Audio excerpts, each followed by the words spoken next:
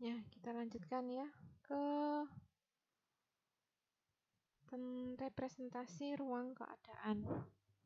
Ada 3 cara untuk merepresentasikan ruang keadaan. Yang pertama dengan menggunakan graf. Ingat ya graf yang ada bulat-bulatnya, kemudian dihubungkan dengan garis. Kemudian ada pohon, and/or, dan pohon pelacakan. Kita bahas tentang graf keadaan dulu. Graf itu adalah sebuah model matematika yang terdiri dari node, di mana node itu adalah menunjukkan sebuah keadaan. Dan node itu dihubungkan dengan arc atau panah atau arah, atau nanti digambarkan dengan garis. Nah, seperti ini ya. Ini contoh graf yang dimana ini node-nya, ya ini node, ini arc-nya, garisnya, seperti itu. Graf pernah kalian pelajari dalam matematika diskrit dan struktur data. Misalkan ini adalah sebuah graf keadaan, apa ya kira-kira tentukan lintasannya, kan masalahnya. Berarti ini adalah graf sebuah peta ya, sebuah gambar atau sebuah dinah, di mana A, B, D, dan seterusnya ini adalah sebuah titik yang menggambarkan lokasi dan akhirnya adalah jalannya. Nah, kalau kita mau menentukan lintasannya, ini kira-kira tujuannya adalah dimulai dari A ya, kalau seperti ini. Ujungnya adalah K, Z, dan I. Nah, berarti kira-kira ruang keadaannya apa aja yang memungkinkan? Bisa A, B, D, G, J, K. Atau A, B, D, G, Z. A, B, D, G, H. Seperti itu. Atau A, C, E, G, J, K, dan seterusnya. Jadi kalau ruang keadaan berarti semuanya ditampilkan. Seperti ini.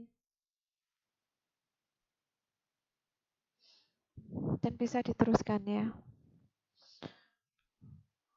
Oke, coba selanjutnya contoh untuk pohon pelacakan atau tree. Itu sebenarnya tree adalah sebuah graf, akan tetapi tidak memiliki siklus atau cycle. Ingat cycle itu apa? Graf yang berulang. Jadi kalau ini node, ini node, ini node, kok ini berulang? Nah, ini ketemu berarti ini adalah cycle. Jadi pohon itu adalah graf yang tidak punya cycle. Struktur tree biasanya digunakan untuk menggambarkan hierarki. Terdiri dari beberapa node. Node level 0 disebut dengan akar. Dan selebihnya disebut dengan anak.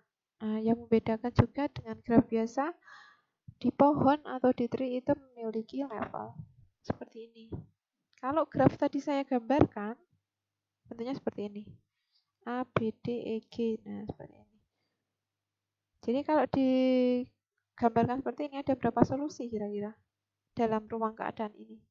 1, 2, 3, 4, 5, 6, 7, 8, 9. Ada 9 solusi. Kira-kira bentuk seperti ini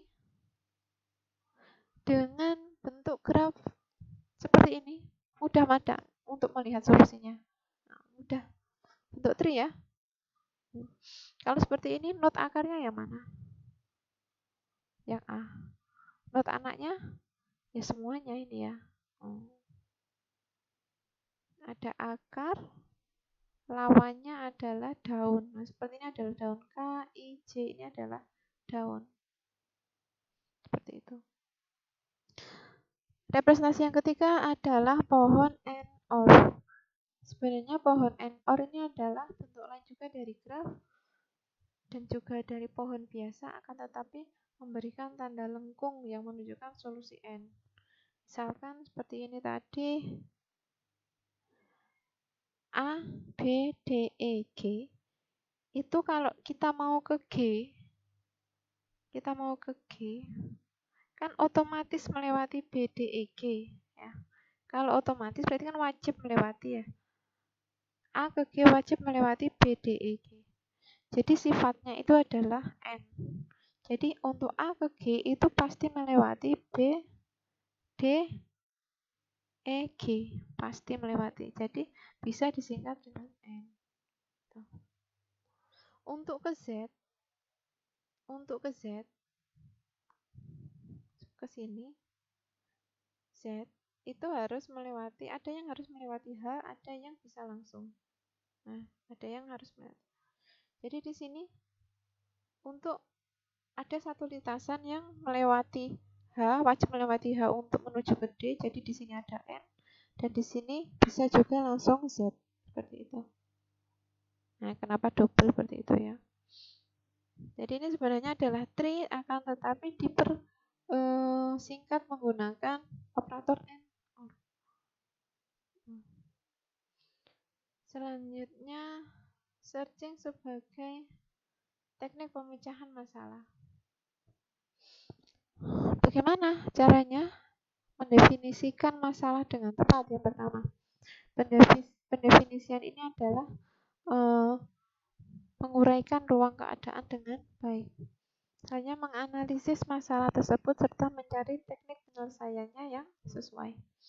Kemudian merepresentasikan pengetahuan tersebut untuk menyelesaikan masalah. Begitu ya.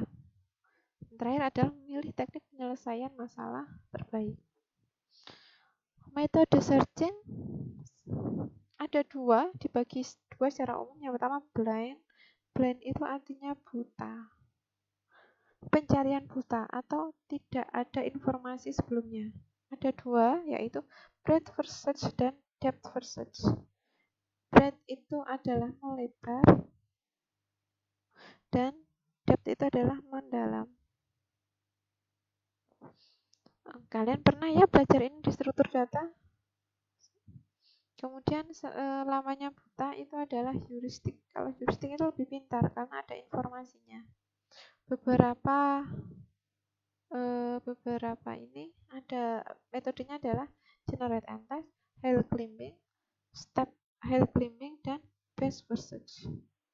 Yang akan kita bahas pada materi kali ini adalah breadth first search, depth first search yang kita mereview lagi dan kita pilih satu lagi aja, generate and test untuk heuristic search. Itu ya. Kita review lagi blind search yang BFS.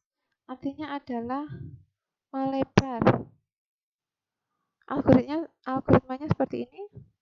Kunjungi sebuah node sebagai root, kemudian telusuri semua node yang terhubung dengan root, kemudian telusuri kembali semua node yang terhubung dengan sebelumnya, dan lanjutkan node lain yang terhubung dengan root. Nah, biar nggak bingung, kita langsung coba saja. Seperti ini. Pertama kunjungi root dulu ya. Jadi terus kemudian kita turun next level, kemudian kita melebar. Kalau sudah mentok, turun, melebar. Seperti itu. Contoh kasusnya seperti ini. Misalnya saya pilih rootnya 1, maka yang kita kunjungi selanjutnya adalah 2, karena yang menempel pada node 1. Selanjutnya 4, karena yang menempel pada 1. Selanjutnya yang masih menempel dengan root 5. Nah, kemudian masih ada yang menempel, sudah tidak ada, berarti kita kembali ke node yang pertama kali menempel. Sekarang ke sini. Ini sekarang kita jadikan root. Nah, kira-kira yang menempel dengan 2 adalah 3. Maka 3. Kemudian 6. Kemudian 7. Masih ada yang menempel dengan 2? Sudah tidak ada. Berarti berjalan ke yang menempel selanjutnya adalah 4. Oh, ternyata tidak ada. Selanjutnya menempel ke 5. Oh, tidak ada juga.